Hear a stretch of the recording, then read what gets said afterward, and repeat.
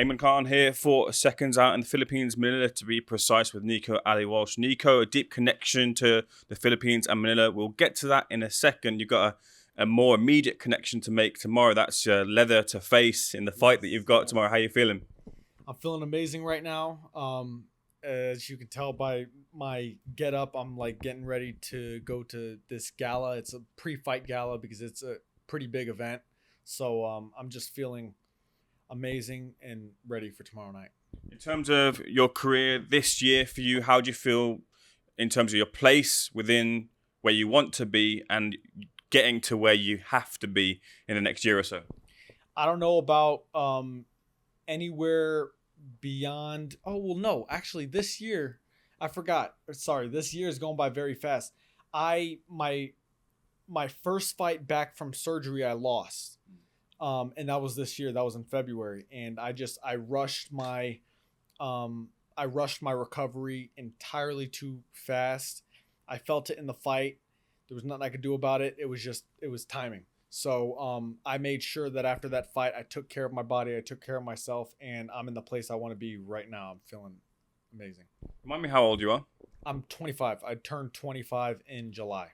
I'm 33, and I said to my friends the other day, this has probably been the fastest year of my life. I don't know if you felt like this year's just really flown by. Super, super fast. I don't know why. I have no idea why. It's just like, yeah, it's one event after the next, and it just keeps freaking going. Yeah. Where do you want to be then in terms of getting back to big nights, big fights? What's your plan towards, or what's your target heading towards? I'm obviously in boxing in general. I'm looking to capture a belt, looking to capture the belt. Like I want to be number one. I just don't know where that'll be at. Like everything is so blurry where I'm gonna end up because I'm still so new in my career. Like I don't even know what weight I'm gonna end up at. Like I fought at 160. I've had catch weights at 57, 58. Like I just don't know where I am going to end in terms of that. But I just know that I'm gonna be going for a title. That there would be no point in me fighting if that was not the goal. What about in terms of the longevity with the IBAs, your relationship with them? What's the plan with them moving forward?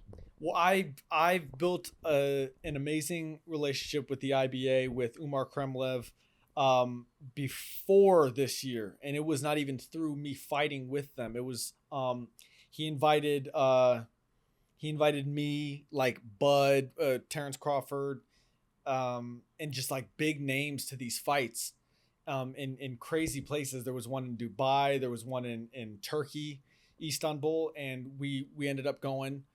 And we had it was such an amazing event. So I knew that I wanted to be a part of the IBA in some way. And I just didn't know it would happen so soon. Even when I signed to fight this fight, I didn't know it was going to be involved with the IBA. But I'm blessed to be a part of them now. Like to be a part of it. What do you think of the future for the IBA and how far they can go in terms of looking to find and strengthen their position within the sport? I think Umar Kremlev, everything is about your intentions, and Umar's intentions are pure. I've sat through the meetings with the IBA. I've sat through their fights, the meeting, the press conference. I've sat there and watched it, not as a fighter, but as someone who loves boxing, and his intentions are pure. He wants to make boxing a better sport. Right now it's like kind of wavering a little bit because there's just there's people getting involved with boxing who are trying to change it to benefit more so themselves than the fighters. And Umar's not one of those guys. And I believe he's got that old fashioned boxing mentality where, you know, the fighters matter, and that's important for me to be a part of. Now, being in Manila, what are your earliest memories of Manila, which of course has a strong root and foundation within the Ali family? I've never been here before, but the first time I heard Manila was obviously from the title Thrilla in Manila, and I just didn't know it was going to be as beautiful of a place as it is. I know when they fought in the Coliseum that I'm going to be fighting in next or tomorrow night, I have AC. I'm going to have, you know, cool air in my fight where my grandfather and Joe Frazier. My grandfather said after the fight that he felt the closest to death he's ever felt in that fight, and it was because the humidity here is insane and they didn't have the AC. So I'm not going to be fighting in those conditions. Nobody is. Nobody's going to be able to recreate that kind of fight. The atmosphere of that event, it can't be recreated, but it can be complemented. And that's exactly what the event is trying to do. And I feel like that's what I'm going to do with my fight.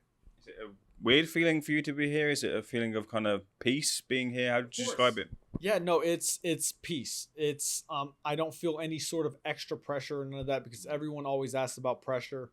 It's pressure just being an Ali, whether I was a boxer or not. So I feel pressure no matter what. I'm used to the pressure now.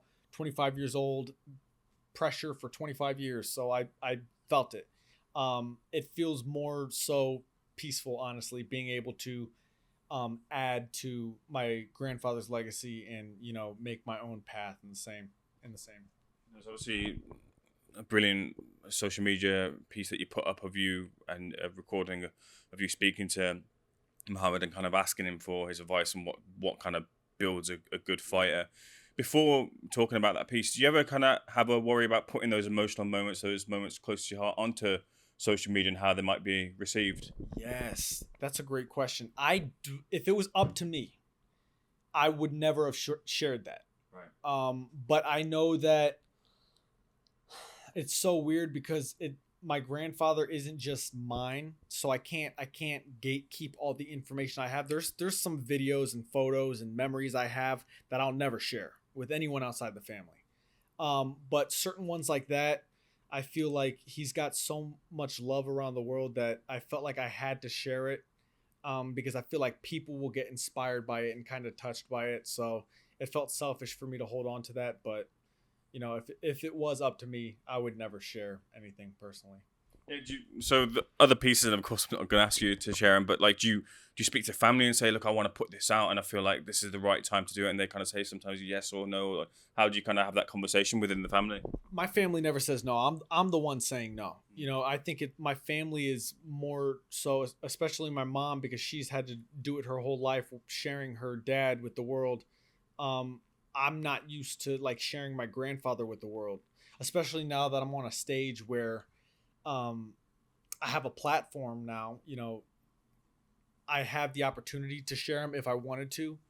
And you know, if it was up to me, like I said, I wouldn't, but I'm glad I have my mom and other people who have been doing this their whole lives to, you know, lean back on, and they tell me to share them. So I listen. So in terms of that call between yourselves, he said, of course, doing the road work, staying in shape and eating the right foods. Do you find that difficult? Do you think boxers in general find it difficult to do the basics to get to where they want to be, to get to the heights of where Muhammad got to? Yeah, you've got a great memory. But yeah, no, it's those basic things. It seems so basic, but you can't tell me one boxer who listens to those 3 tips 100% of the time. There's not a single boxer today that I could think of that does, aside from probably like Bud, Usyk, you know, and I'm naming fighters who are all-time greats, you know. So those small tips, I can't say no fighter because they do it, but most fighters, a wide majority of boxers, do not stay in shape. They don't live in the gym. They don't, you know, run their road work. They don't do that stuff. So it's important that I listen. What about the moving and dancing part? How hard is that to replicate? It's incredibly hard to replicate. You can't replicate my grandfather, but you can add your own style to it. Like, you know, I think right off the top of my head, I think of Lomachenko, which, you know, he looked nothing like my grandfather.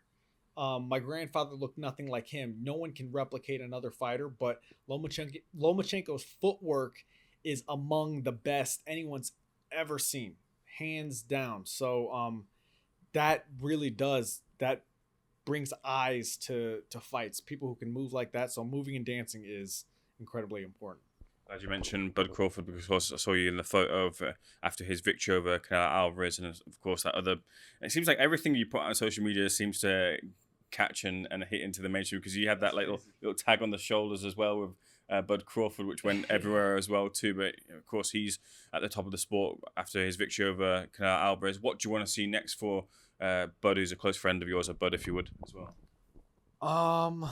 Man, anything he wants. I know I'm there to support him no matter what. Bud's a psycho. He's an absolute psycho. I think that's why we get along. Um, but yeah, no, anything he does, I'm there to support. He's a real one. He's I mean, I don't know. He's just like one of the bros. I don't know. He's got such a strange uh personality. You would never know that he's one of the greatest ever. Rematch with Canelo? I don't think it's necessary. Canelo is in my top 3 favorite fighters as well as Bud. I don't think it's necessary, and I'm sure both of them would say the same thing. Really. See, I saw like talking about Bud's personality. I feel like that hasn't fully come out yet, apart from the competitive side. We see that in him, but I saw him over. Was he in Japan, like with train with the samurai swords and things like that? When you have a conversation with Bud, what do you talk about? Man, I don't know. I'll shoot him a random text. The last time I texted him was his birthday. But no, he's just taught me a ton. That's why this next fight for me tomorrow is so important, because I've got so much to show that I've learned.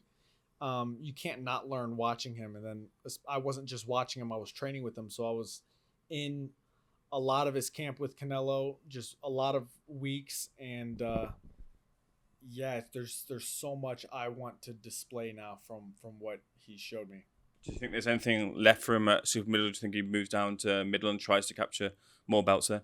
He mentioned going back down to middle. I think he should go back down to middle. If he captures if he captures undisputed at middleweight. First off, the undisputed at super middleweight was insane and thought of to be impossible. So if he just keeps doing that, I just you can't really doubt him anymore. He could do whatever he wants, but there's no wrong decision that he can make, I don't think. And just lastly, right now in terms of heavyweight division or otherwise, where do you see Ali's traits replicated in terms of, you mentioned Lomachenko, he's currently outside of the sport right now, although he might be returning in a rumoured match with Manny Pacquiao, but that style of moving dancer, you have that maybe with Ben Whittaker or Alexander Usyk, that flashy, flamboyant in terms of the talking. Where do you see that? Maybe Tyson Fury and others. Chin and heart. Where do you find the attributes of your grandfather, within the sport, across the sport? Well, so first off, everyone relates me to my grandfather, and everyone always asks me, "Do you get sick of being related?" And I say, obviously, but I say the whole sport of boxing has a shadow of my grandfather on them, and like your question, just what you just said. There's other fighters that you're trying to compare to my grandfather, and that's just what happens. I think I truly do think my grandfather was the greatest boxer ever.